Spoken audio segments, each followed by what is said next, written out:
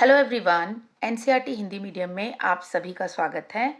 आज हम अध्याय 6 हमारे आसपास की सामग्री का अध्ययन करेंगे। तो चलिए शुरू करते हैं। उपादानम भवेतस्या भूषायाः मृत्तिका लोहमेव च रस रत्न समुच्चय 10.3 मूषा क्रूसिबल पदार्थों को गलाने के लिए उपयोग किए जाने वाला पात्र। बनाने के लिए प्रयुक्त सामग्री मिट्टी और लोहा है। रस रत्न समुच्चय 10.3। बच्चों, यहाँ पे लिखा गया है कि मूषा क्रूसिबल जो होता है ये ये क्रूसिबल बनाने के लिए प्रयुक्त सामग्री मिट्टी और लोहा है। और मूसा यानी क्रूसिबल क्या होता है? पदार्थों को गलाने के लिए उपयोग किए जाने वाला एक पात्र है। चलिए आगे चलते हैं। 6.1 हमारे आसपास की वस्तुओं का अवलोकन। ग्रीष्म अवकाश के बाद घुलन और शीत अपनी नई कक्षा में जाने के लिए उत्साहित हैं। वे अपनी कक्षा में प्रवेश करते हैं और बातचीत करना आरंभ करते हैं। शीत पूछती है, आज तुम स्कूल में क्या लाए हो? चलिए इनकी चर्चा देखें। देखो, मेरे पास नई नोटबुक है। मेरे पास भी नई नोटबुक और पेन है।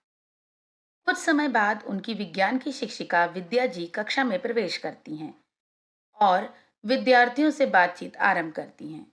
वह उनका ध्यान दैनिक जीवन में उपयोग होने वाली वस्तुओं की ओर आकर्षित करती हैं।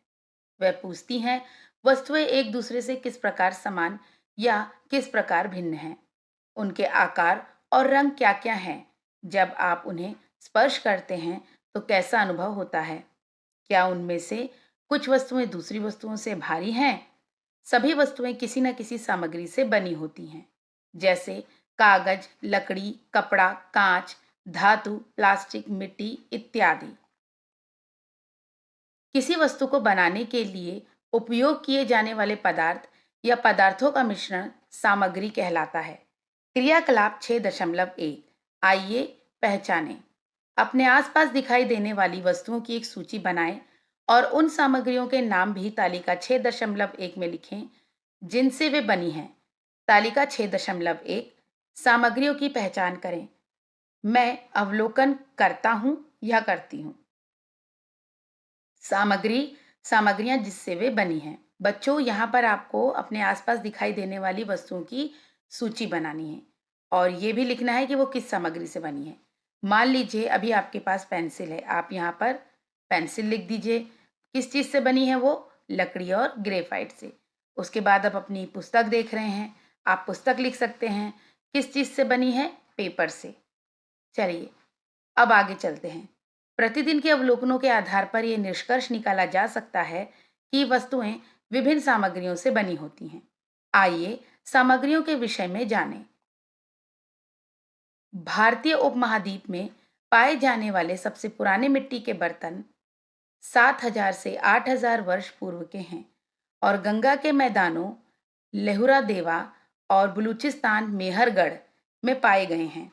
लगभग 4,000 सामान्य संवत पूर्व बीसीई सिंधु सरस्वती मैदानों के कई क्षेत्रों में चाक घुमाकर बनाए गए मिट्टी के बर्तनों का निर्माण, रंगाई, विविध रंगों के सुरक्षात्मक या सजावटी लेप जिन्हें स्लिप कहा जाता है का अनुप्रयोग, सजावटी पेंटिंग इत्यादि तकनीकें विकसित हुईं। यह तकनीकें हड़प्पा सभ्यता 2600 से 1900 संवत सामान्य संवत पूर्व के दौरान और भी परिष्कृत हो गईं, जिनमें चमकदार लाल सतह पर काले रंग के डिजाइनों से ज्यामितीय पैटर्न तथा जलीय और स्थलीय जानवरों को चित्रित किया गया। हंडिया, थाली, कटोरे और अन्य वस्तुओं को बनाने के लिए उपयोग में लाई जाने वाली मिट्टी का सावधानीपूर्वक चुनाव कर उसे साफ किया जाता था और फिर छलनी से छानकर गूथा जाता था।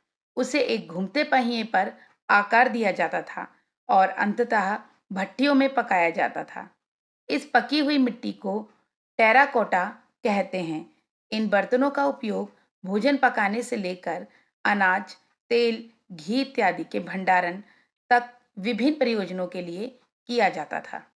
कुछ बहुत बड़े भंडारण पात्र और मिट्टी के अन्य पात्रों को राष्ट्रीय संग्रहालय नई दिल्ली में प्रदर्शित किया गया है। 6.2 वस्तुओं को समूहों में कैसे बांटें? क्रियाकलाप 6.2 आइए समूह बनाएं। चित्र 6.1 में दिखाई गई वस्तुओं को किसी भी समान गुण जैसे आकार, रंग, कठोरता, कोमलता, चमक, द्युतिहीनता और उनकी निर्माण सामग्री के आधार पर समूहों में बांटें। बच्चों, यहाँ पर विभिन्न चीजें दिखाई गई हैं। आपको इन्हें समूहों में बांटना है। आपने क्रियाकलाप 6.2 में वस्तुओं को समूहों में बांटने के लिए किस गुण का उपयोग किया? क्या आपके मित्रों ने समान गुणों के आधार पर वस्तुओं के समूह बनाए? आपने इस गतिविधि से क्या सीखा? बच्चों, यहाँ पे आप ये विभिन्न वस्तुएं देख रहे हैं। आप उसको कई तरीके से समूह में बांट सकते हैं।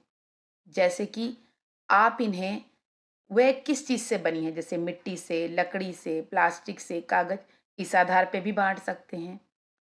या आप इन्हें इनकी उपयोगिता के आधार पर भी बांट सकते हैं, जैसे खेल-कूद की वस्तुएं, पढ़ाई-लिखाई से संबंधित वस्तुएं, घरेलू सामान की वस्तुएं, सजावट की वस्तुएं या किसी कार्य से संबंधित वस्तुएं।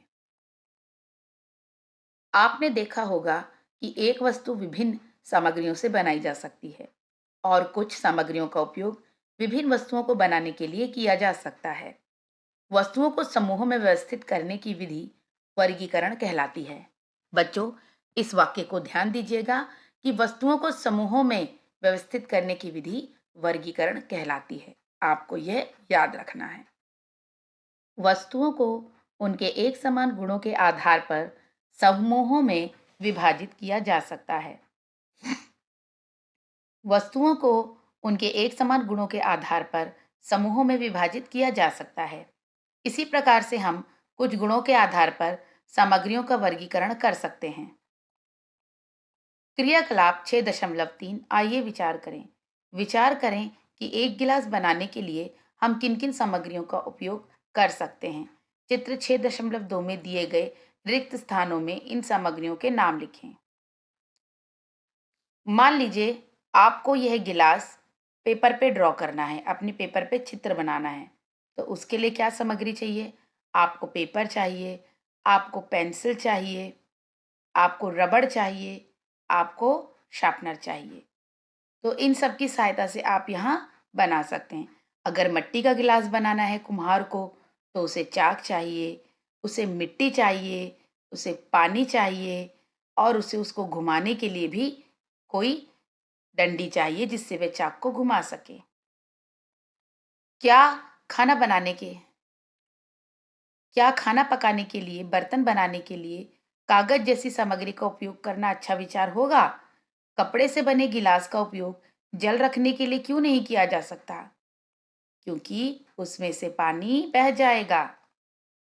गिलास बनाने के लिए आवश्यक सामग्रियों में जल धारण करने की क्षमता होनी चाहिए।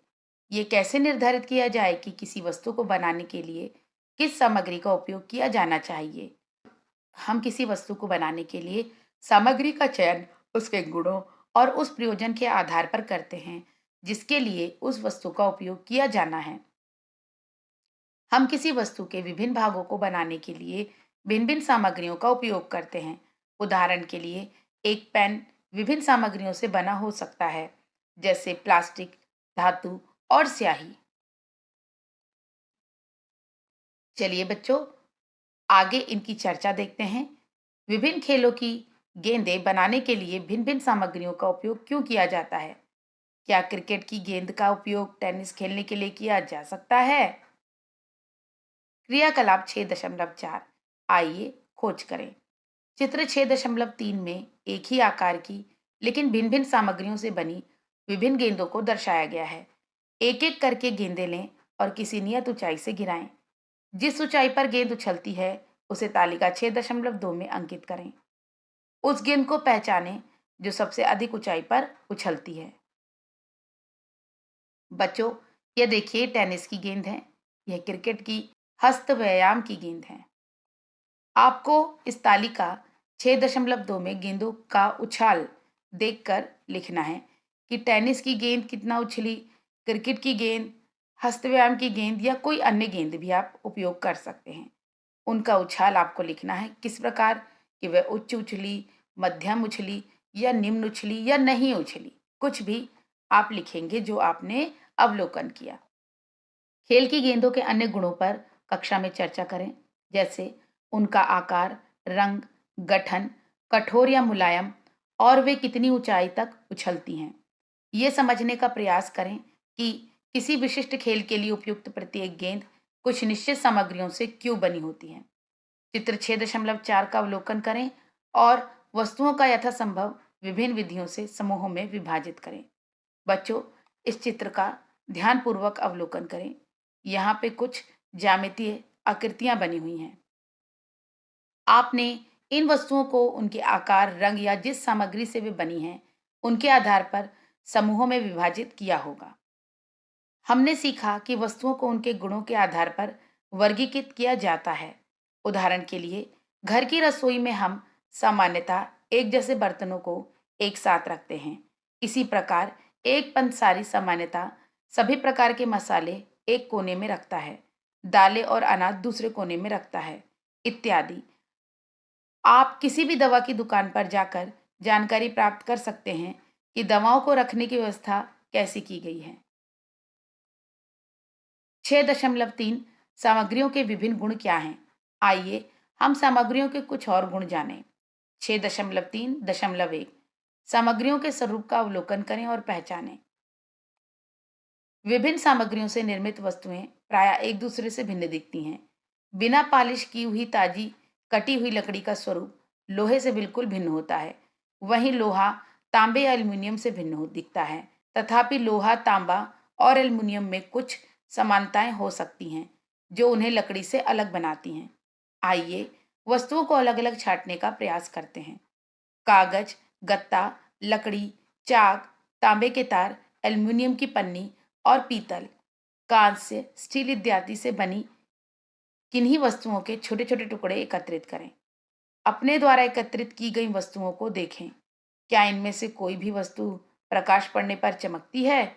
उनके गठन, खुरदरी या चिकनी, रंग और ध्यान देने योग्य अन्य विशेषताओं का अवलोकन करें। उन्हें उनके स्वरूप के आधार पर समूहों में विभाजित करके अपनी नोटबुक में लिखें। जिन सामग्रियों की सतह प्राय चमकदार होती है, उनका स्वरूप द्युतिमय यानी चमकदार होता है। चमक वाली ऐसी सामग्रियां सामान्यतः धातु होती हैं। धातुओं के उदाहरणों में लोहा, तांबा, जस्ता, एल्युमिनियम, सोना इत्यादि सम्मिलित हैं। तथापि कुछ धातुएं हवा और नमी के प्रभाव के कारण अपनी चमक खो देती हैं। ये फीकी या धुतिहीन दिखाई देने लगती हैं। परिणाम स्वरूप हम प्राय केवल उनकी ताजी कटी हुई सतहों पर ही चमक देखते हैं। धुतिहीन यानी चमकहीन सामग्रियां वे होती हैं जिनकी सतह चमकदार नहीं होती। धुतिहीन सामग्रियों के कुछ उदाहरण कागज, लकड़ी, रबड़, जूट इत्यादि हैं। एक पुरानी कहावत है, हर चमकती हुई वस्तु सोना नहीं होती। सभी चमकदार वस्तुएं धातु नहीं होती हैं। कुछ सामग्रियों की सतहों को पॉलिश करके चमकदार बनाया जाता है, जबकि कुछ अन्य को प्लास्टिक, मोम या किसी अन्य पदार्थ की पतली परतों से लेपित किया जाता है, जिससे वे चमकदार दिखती हैं। ये सामग्रियां धातु नहीं भी हो सकती हैं। 6.3.2 कौन सी सामग्रियां कठोर होती हैं? चलिए बच्चों, आगे पढ़ते हैं। जब आप विभिन्न वस्तुओं को अपने हाथों से संपीड़ित करते या दबाते हैं, तो पत्थर जैसी सामग्रियों को दबाना कठिन हो जाता है, जबकि कुछ अन्य सामग्रियों जैसे रबड़ आसानी से दबाया जा सकता है। एक धातु की चाबी लें और उसे लकड़ी के टुकड़ों यानी एल्युमिनियम, पत्थर, कील, मोमबत्ती, चाक और किसी भी अन्य सामग्री से बनी वस्तु की सतह को खरोंचने का प्रयास करें। क्या कुछ सामग्रियां दूसरों की तुलना में अधिक आसानी से खरोंची जा सकती हैं? जिन सामग्रियों को आसानी से दबाया या खरोंचा जा सकता है, वे नरम होती हैं, जबकि अन्य सामग्रियां जिन्हें दबाना या खरोंचना कठिन होता है, वे कठोर होती हैं। तथापि यह गुण सापेक्ष है। उदाहरण के लिए, रबर स्पंज से कठोर होता है, लेकिन लोहे से नरम होता है। क्रियाकलाप 6.5 आइए अवलोकन करें। बच्चों, यह तालिका आपको दी गई है। 6.3 कठोर अथवा नरम वस्तुएं और सामग्री जिनसे वे बनी हैं। यहाँ पे वस्तु का नाम है, कठोर या नरम है और सामग्री किससे बनी है आपको लिखना है। जैसे जल की बोतल कठोर है। अब सामग्री, ये किस सामग्री से बनी है? हो सकता है वो कांच की हो और हो सकता है आपकी वो बोतल प्लास्टिक की हो। तकिया कोमल है, किससे बना है? रुई और कपड़े से। गिलास कठोर है, कांच से भी बना हो सकता है और स्टील से भी, या किसी अन्य धातु से। मेज कठोर होती है, सामग्री या तो लकड़ी या लोहे से। स्वेटर मुलायम, ऊन से बनता है। कोई अन्य, आप कोई अन्य सामग्री ले सकते हैं, जैसे आपने पेंसिल लिखा तो पेंसिल कठोर है, किससे बनी है? लकड़ी से और ग्रेफाइट से। चलिए अब आगे चलते हैं। तालिका 6.3 में उल्लिखित वस्तुओं को एक एक करके लें। अनुभव करें कि ये वस्तुएं कठोर हैं या नरम। पता लगाएं कि वे किस सामग्री से बनी हैं। अपना अवलोकन तालिका 6.3 में लिखें। अपने अवलोकनों की तुलना अपने मित्रों के अवलोकनों से करें और चर्चा करें। आपने सीखा कि सामग्रियों में अलग अलग गुण हो सकते हैं, जैसे चमक, कठोरता, कोमलता, आकार और रंग। क्या आप सामग्रियों द्वारा प्रदर्शित किए जाने वाले अन्य गुणों के बारे में सोच सकते हैं? आइए आगे जानें। 6.3.3 उन सामग्रियों का पता लगाएं जिनके आर पार हम देख सकते हैं और वे सामग्रियां जिनके आर पार हम नहीं देख सकते। बच्चों, इस चित्र को ध्यानपूर्वक देखें। विभिन्न वस्तुओं की पहचान करें।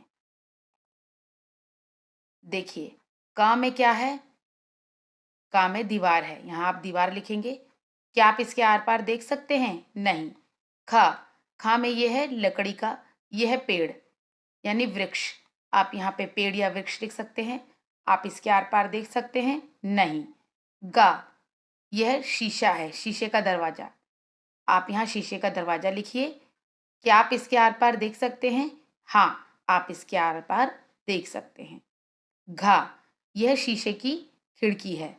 इस शीशे से हम आर पार देख सकते हैं? हाँ, हम आर पार देख सकते हैं और आप यहाँ लिखेंगे शीशे की खिड़की। चलिए आगे चलते हैं। घुलन, शीत और सारा अपने दोस्तों के साथ लुका छिपी खेल रहे हैं। घुलन एक दीवार के पीछे छुप जाता है। शीत बगीचे में एक बड़े पेड़ के पीछे छुप जाती है, जबकि सारा फ्रॉस्टेड कांच के दरवाजे, जिसकी सतह धुंधली होती है, के पीछे छुप जाती है।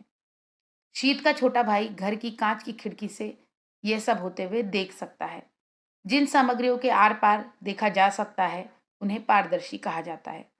कांच, जल, हवा, सेलोफेन कागज इत्यादि पारदर्शी सामग्रियों के उदाहरण हैं। घुलन, शीत और सारा ने छिपने के लिए इन स्थानों को क्यों चुना? आप सोचें कि क्या ऐसा संभव है कि शीत का भाई घर की लकड़ी की बंद खिड़की में से शीत और उसके मित्रों को देख सकता है? बच्चों, क्या देख सकता है? नहीं, क्योंकि लकड़ी से हम आर पार नहीं देख सकते। अधिकांश सामग्रियां ऐसी हैं जिनके आर पार आप देख नहीं पाते। इन सामग्रियों को अपारदर्शी कहा जाता है, जैसे लकड़ी, गत्ता और धातुएं अपारदर्शी वस्तुओं के उदाहरण हैं।